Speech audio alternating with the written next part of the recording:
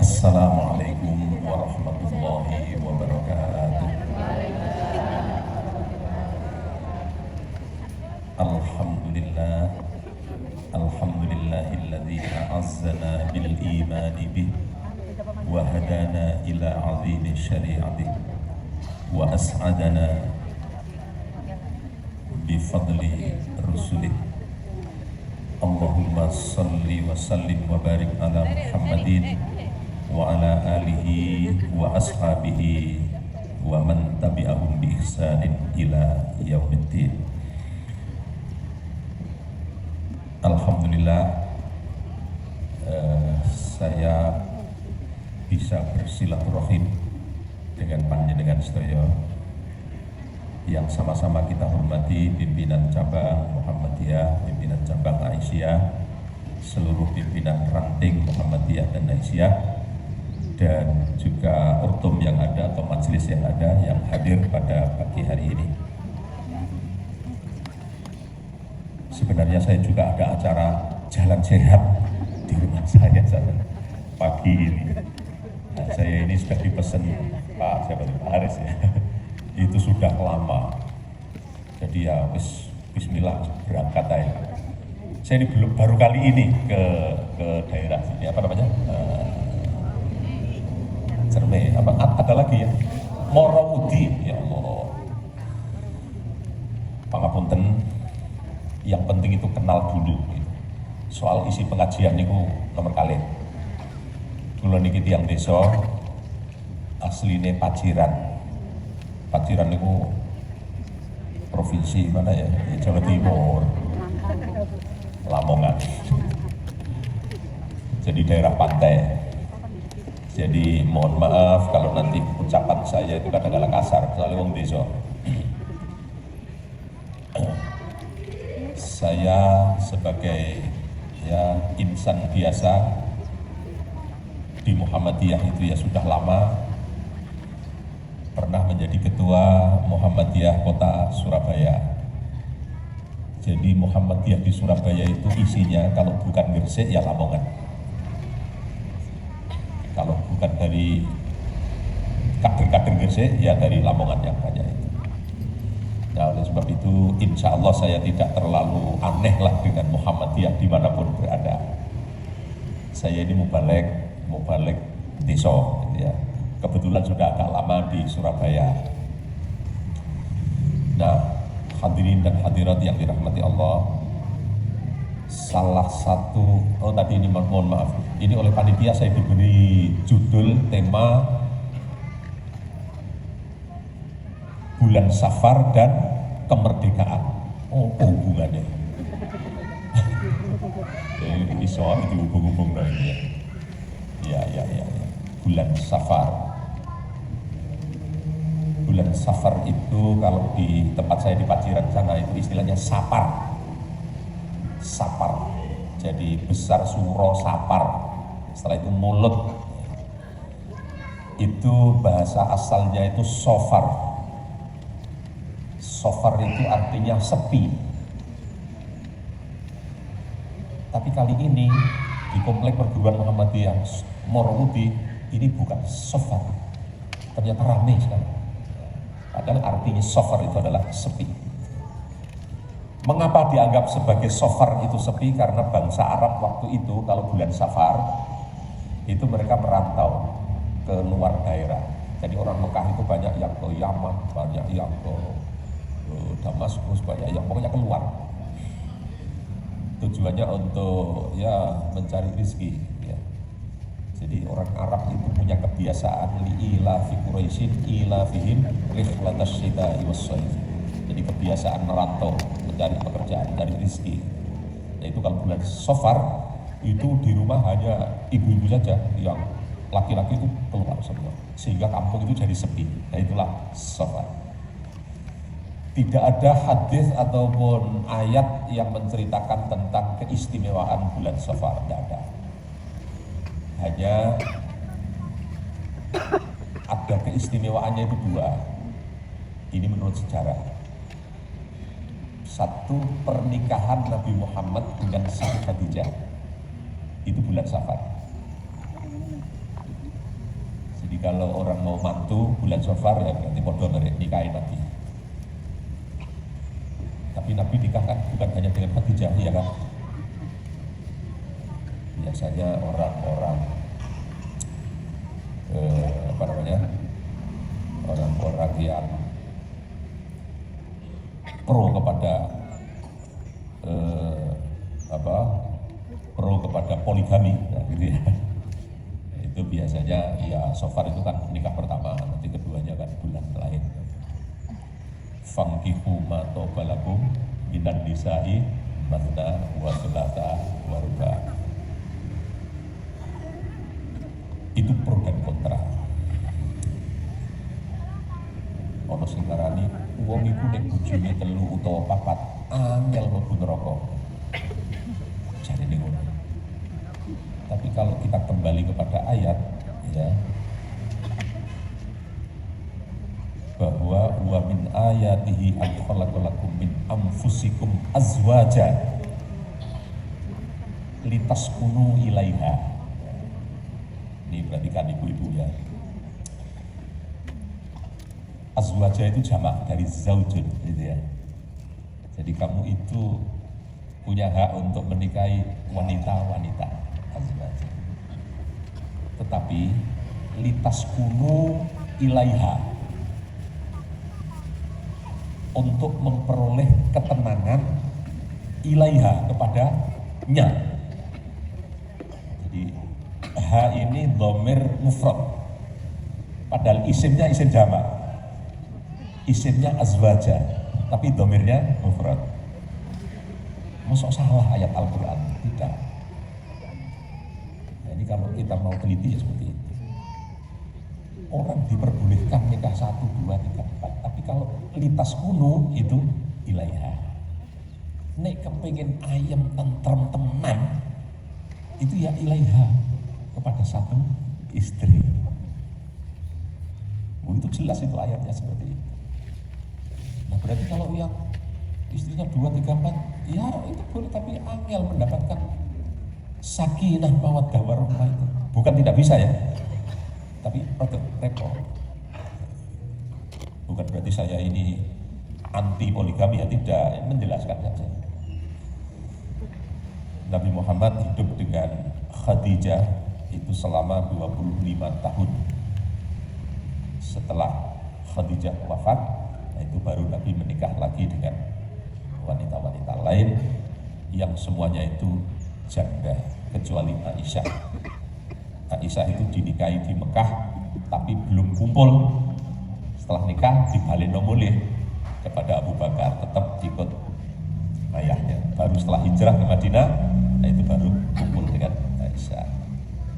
Baik, jadi nikahnya Nabi Muhammad dan Khadijah itu adalah bulan Safar. Yang kedua, nikahnya Ali bin Abi Thalib dengan Fatimah Az-Zahra itu juga bulan Safar. Jadi itu saja yang kita lihat ya, yang kita baca di tarikh-tarikh itu. Baik, kemudian yang kedua tentang kemerdekaan. Jadi memang kita ini ditakdirkan oleh Allah menjadi bangsa Indonesia yang merdeka. Kemerdekaan Indonesia ini bukan hadiah, tapi hasil perjuangan yang berdarah-darah. Kita ini termasuk makhluk yang baru ya, tapi mbah-mbah kita yang lalu luar biasa. Totoane nyowo dan banyak yang syahid melawan penjajah. Ada negara-negara yang merdeka karena hadiah, itu ya ada. Contoh misalnya Malaysia. Malaysia itu dijajah oleh Inggris. Makanya orang Malaysia itu bahasanya ada dua, bahasa Melayu dan bahasa Inggris. Kemudian India itu juga hadiah dari Inggris. Jadi merdekanya itu hadiah. Tapi bangsa Indonesia dijajah oleh Belanda. Saya ini gak ono sing iso bahasa Belanda. Ya mbah-mbah kita dulu itu aja. Jadi kita ini bangsa Indonesia itu luar biasa. Perjuangannya berdarah-darah. Nah, saya ingin membuat sebuah perbandingan kecil saja dengan perjuangan Nabi Muhammad SAW. Kita tidak ada apa-apanya. Kalau Nabi Muhammad itu luar biasa. Di awal dakwahnya Nabi itu di Mekah, itu musuhnya luar biasa.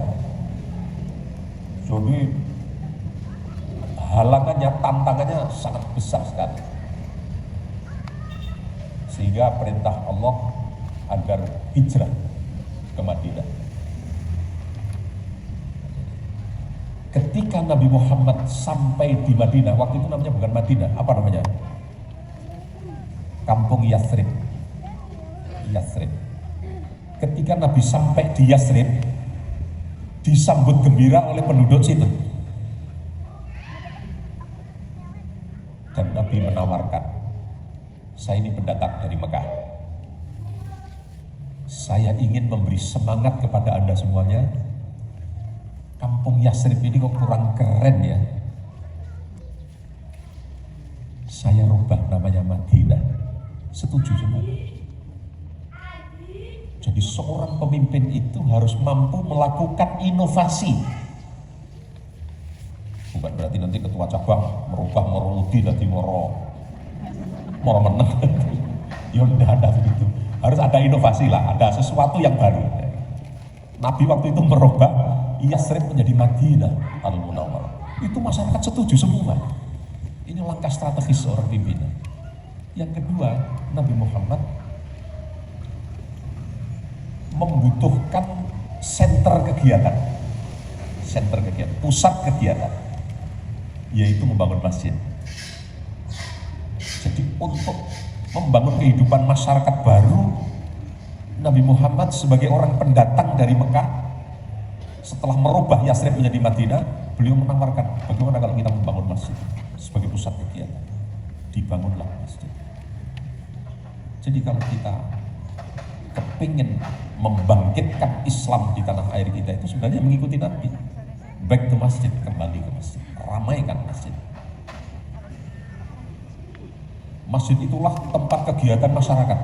Sholat berjamaah di situ, mengumpulkan zakat di situ, pendidikan di situ. Waktu itu pendidikan di masjid. Perkembangan zaman sekarang, pendidikan harus ada tempatnya sendiri. Waktu itu namanya zawiyah.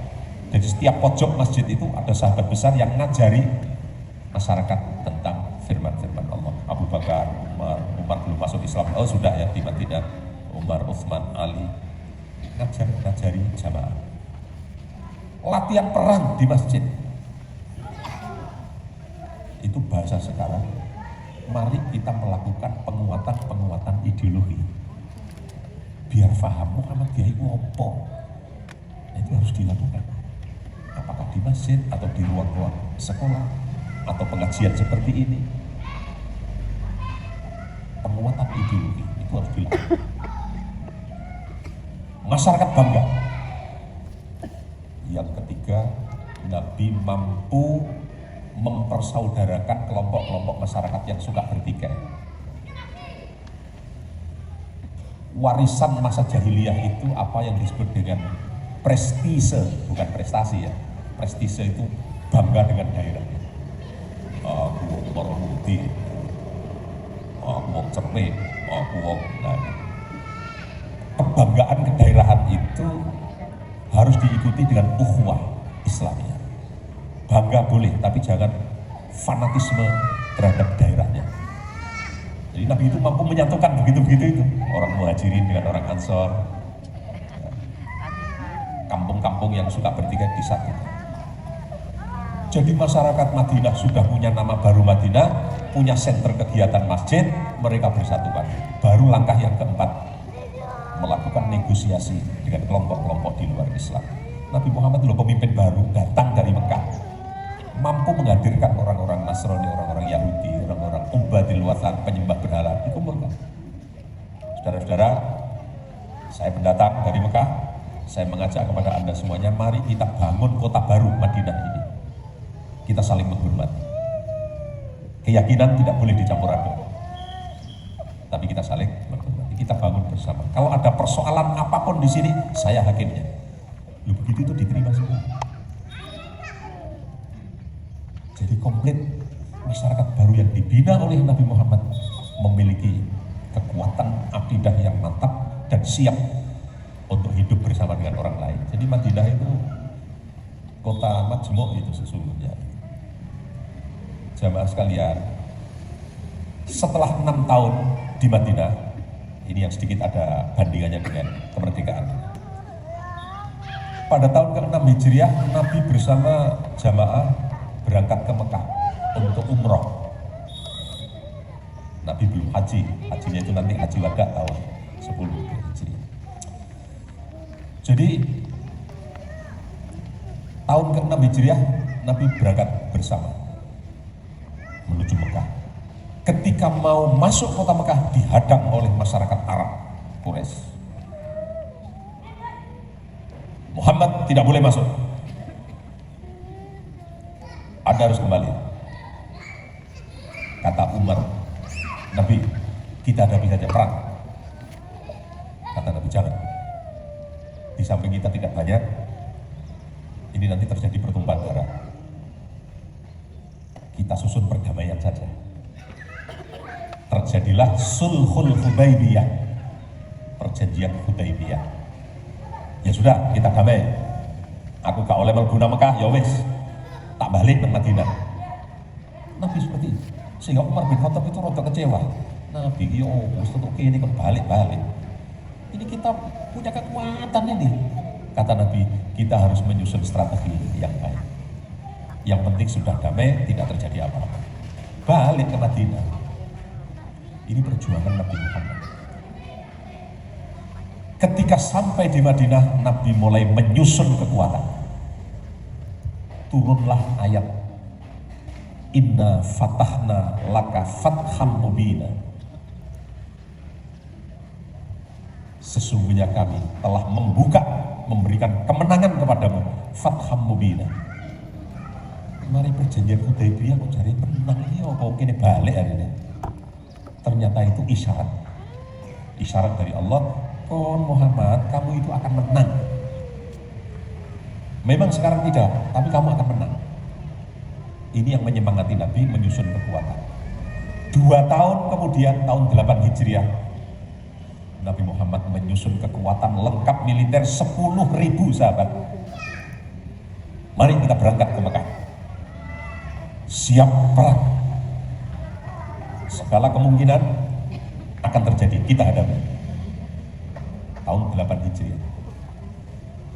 Ketika mau masuk kota Mekah, orang-orang Quraisy menghadap semua.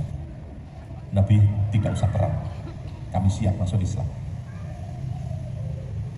Sehingga Nabi mengatakan, ini janji Allah, inna fatahna laka fatham mubina. Diterima dengan baik dan semuanya masuk Islam. Tidak terjadi peperangan. Ini siap 10.000 tentara. Ternyata tidak terjadi pertumpahan darah sama sekali. Saat itu turunlah idza jaa nasrullahi wal fathu. Ketika datang pertolongan Allah dan kemenangan. Wa ra'aitan nasa yadkhuluna fi dinillahi afwaja. Kamu lihat manusia berbondong-bondong masuk Islam. Luar biasa. Fasabbih. Menyambut kemenangan ini, kata Allah perintahnya, fasabbih, bertasbih. Kemerdekaan Indonesia ini tidak ada apa-apa yang dibandingkan dengan perjuangan Rasulullah, tapi bisalah dianalogikan. Fathu Mekah, kemenangan Nabi menjadikan Mekah menjadi kota suci yang merdeka, mandiri, dan mereka semuanya mengucapkan fasabbih bihamdi rabbika wastaghfir, membaca tasbih subhanallah alhamdulillah wa la ilaha illallah. Isinya bersyukur. Menjadi kota yang luar biasa. Kita sekarang menjadi negara yang merdeka 17 Agustus 1945. Sekarang sudah berapa tahun? 80 tahun. Iki wis merdeka temenan ta? Durung ya. Apa bukti ya kok durung? Kalau merdeka secara fisik sudah, wis ngusir Belanda, Jepang, wis. Tapi merdeka secara rohani memang rasa-rasanya belum. Bangsa ini belum memiliki kemandirian, belum memiliki kedaulatan yang utuh.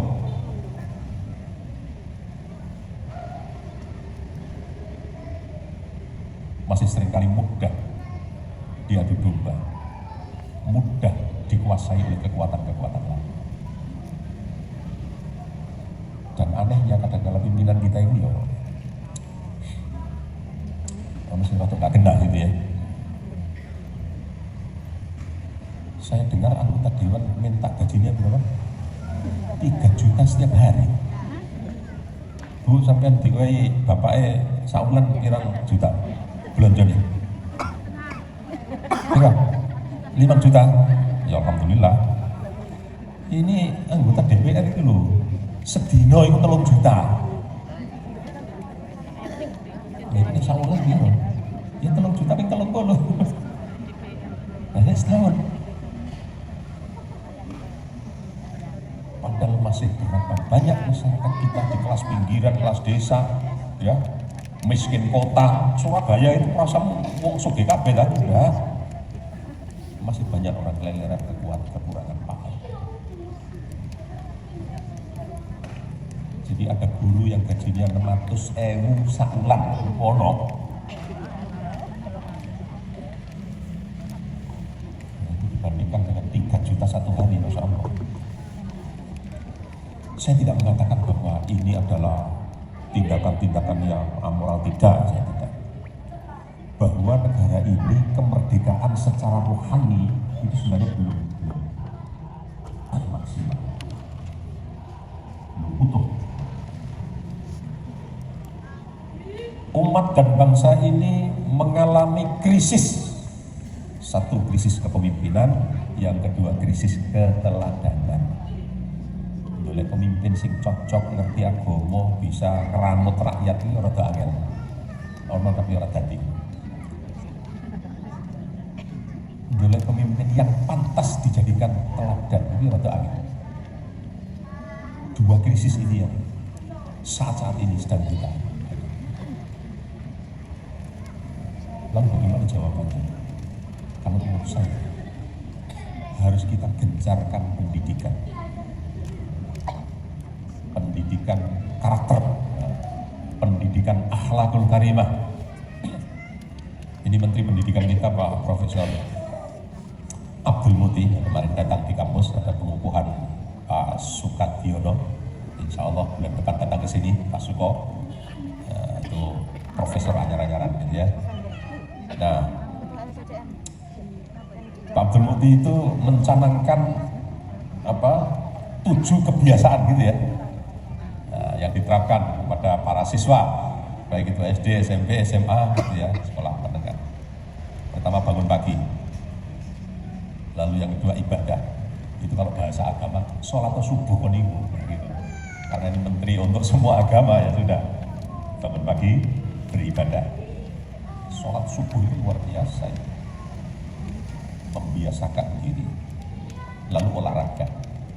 Setelah olahraga apa itu? Makan yang gizi, ya. Kemudian belajar, kemudian hidup bermasyarakat. Yang ke-6 itu cepat tidur. Kita dihadapkan persoalan-persoalan sosial ekonomi yang luar biasa, baik di perkotaan maupun pedesaan. Saya berangkat tadi sebelum subuh, itu rumah-rumah masih banyak yang tutup, tapi yang buka itu kafe.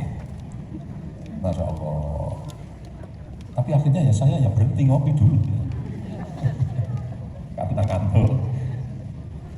Ya itu anak-anak kita itu sudah keranjingan, melek bengi. Jadi menurut saya pendidikan, kalau pendidikannya berhasil maka insya Allah negara-negara yang maju itu pasti pendidikannya baik, pasti. Contohnya begini, ketika Jepang kalah dengan Amerika, ya, di menjelang kemerdekaan kita, Jepang itu dibom oleh Amerika. bomnya itu bom atom diturunkan di Hiroshima dan Nagasaki. Saya sudah pernah berkunjung ke sana. Wis tahu di Hiroshima. Di sana ada monumennya. Bertekuk lutut, Jepang kalahlah. Dan saat itu Indonesia siap-siap merdeka. Alhamdulillah. Setelah luluh lantah dengan bom itu, Kaisar Hirohito bersabda, Kaisar menghadirkan para jenderal, dikumpulkan, saudara-saudara, kita ini sudah kalah dengan Amerika. Sekarang saya perintahkan saudara-saudara, kalau saudara menemui guru di kampung-kampung, kumpulkan bawa ke sini. Kira-kira isi ono apa enggak? Sudah, kerjakan. Para jenderal tuh gremeng-gremeng takon kene. Anak dewi iki tentara. Perintahnya kok golek guru. Mestinya bagaimana kita membalas? Enggak, ternyata ikut golek guru. Setelah itu menyebar semuanya membawa guru. Apa yang diinginkan oleh Hirohito itu ternyata benar. Saudara-saudara, kita sudah kalah perang dengan Amerika. Tapi saya masih bangga karena masih ada guru yang masih hidup. Tugas Anda mengajari anak-anak tentang kedaulatan negara, tentang cinta tanah air. Maka saya tidak khawatir 10-20 tahun lagi saya akan balas Amerika dengan pendidikan. Kita kalah sekarang, tapi selama masih ada guru, saya tetap optimis. Kekuatan Amerika akan kita hadap. Begitu Kaisar Hirohito. Jadi keterpurukan sebuah bangsa itu sebenarnya kuncinya di pendidikan. Ya, mungkin karena Hirohito bukan orang Islam ya, tapi dia sesungguhnya isinya juga luar biasa. Silahkan Anda didik murid-murid yang Anda ajari itu cinta tanah air, kemandirian, semangat untuk berjuang. Akhirnya 20 tahun kemudian Jepang sukses di bidang ekonomi, merajai pasar mobil dan sepeda motor. Sampai sekarang pasar Amerika kalah, sehingga Jepang itu ekspornya ke Amerika. Sing jenenge Honda, Yamaha, apa maneh Suzuki, apa entek pasar Amerika. Makanya Donald Trump sekarang menerapkan apa? Tarif baru. Cek enak negara-negara itu mrene barang tak pundak regane. Termasuk Indonesia ini kena. Jadi kemerdekaan yang sejati itu adalah kemerdekaan baik fisik maupun mental, rohani maupun jasmani. Kita belum sepenuhnya merdeka. Kita masih butuh peningkatan kualitas. Dan menurut saya yang paling penting memang pendidikan.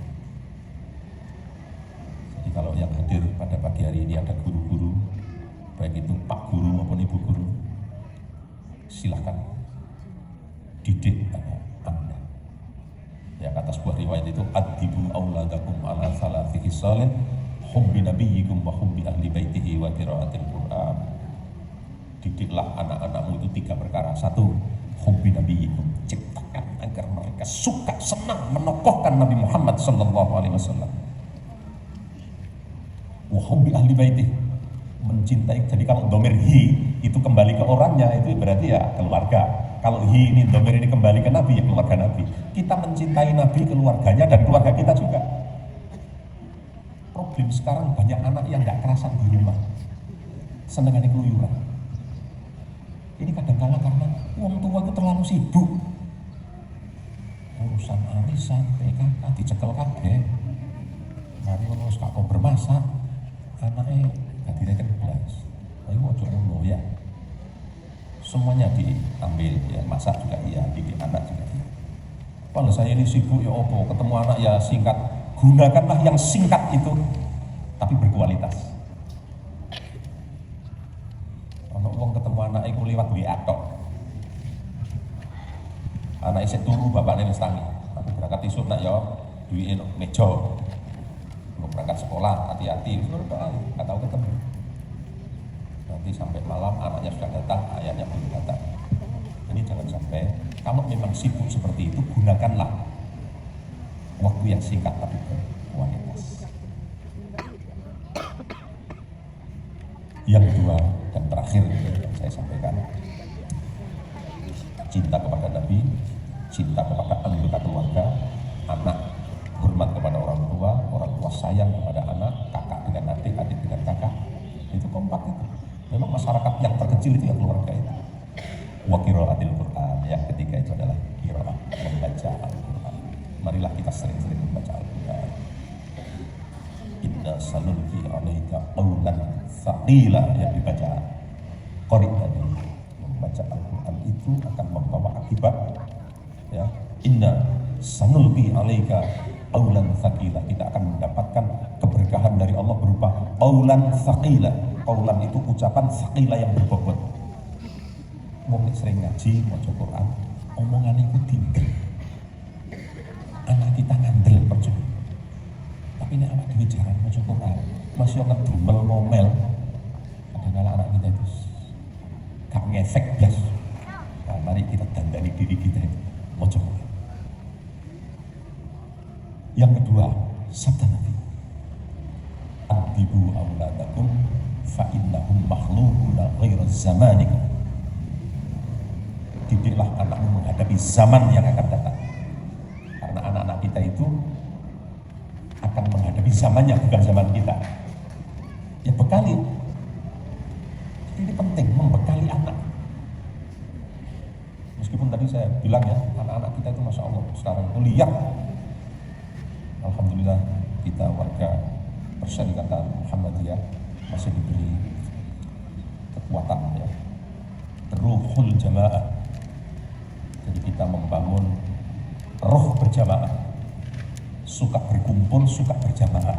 Itu salah satu kunci kekuatan kita. Wah, kita ini kan minoritas. Saya bilang di mana mayoritas ada? Di mana-mana ya minoritas.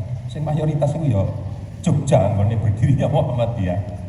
Nah, kita yang minoritas kita imbangi dengan kualitas. Innahum makhluquna ghairu zamanikum. Anak-anak kita akan menghadapi zaman yang akan datang, bukan zaman kita. Nah, saya kira itu yang bisa saya sampaikan. Setelah ini ada jalan sehat, macam-macam, saya tidak berani lama-lama ini ya. Mudah-mudahan kapan-kapan lagi saya insya Allah siap datang ke sini ini bersilaturahim. Saya kira begitu. Ini langsung berdoa ini. Ya. Kita berdoa kepada Allah, mudah-mudahan apa yang kita minta dikabulkannya.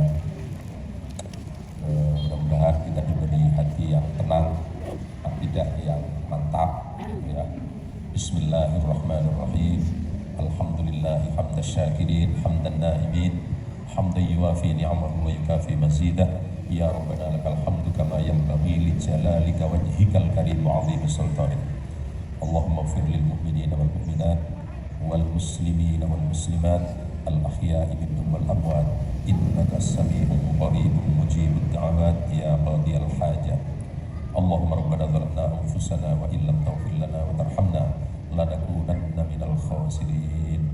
Ya Allah yang maha pengasih limpahan kasih, maha penyayang limpahan sayang, kuatkanlah iman kami dalam mengharungi kehidupan dunia yang fana ini. Kami yakin bahwa hanya dengan menjalankan syariat-Mu, hidup kami akan bahagia di dunia dan akhirat. Ya Allah, tunjukkanlah kepada kami bahwa yang benar itu jelas benar, dan berilah kemampuan kepada kami untuk dapat melaksanakannya. Sebaliknya ya Allah, tunjukkanlah kepada kami bahwa yang batil itu jelas batil, dan berikanlah kemampuan kepada kami untuk dapat menghindarinya. Rabbana la tuzigh qulubana ba'da idh hadaitana wa hab lana min ladunka rahmah innaka antal wahhab. Rabbana atina fid dunya hasanah wa fil akhirati hasanah wa qina adzabannar wa adkhilnal jannata ma'al abrar ya aziz ya ghaffar ya rabbal alamin. Subhana rabbika rabbil izzati amma yasifun wa salamun alal mursalin walhamdulillahi rabbil alamin. Amin. Sekali lagi saya mohon maaf, ceramah ini tidak lama karena memang agenda kita ini yang memang banyak di sekitar Agustusan ini, di kampung-kampung, di ranting-ranting cabang sendiri memang banyak kegiatan. Mudah-mudahan kita diberi berkah oleh Allah, diberi tambahan rezeki, diberi kesehatan, kesempatan, dan selalu mendekatkan diri kepada Allah Subhanahu wa Ta'ala. Amin ya rabbal alamin. Mudah-mudahan yang belum bayar arisan bisa segera bayar arisan. Ya masih punya utang tetangga dan nyaur.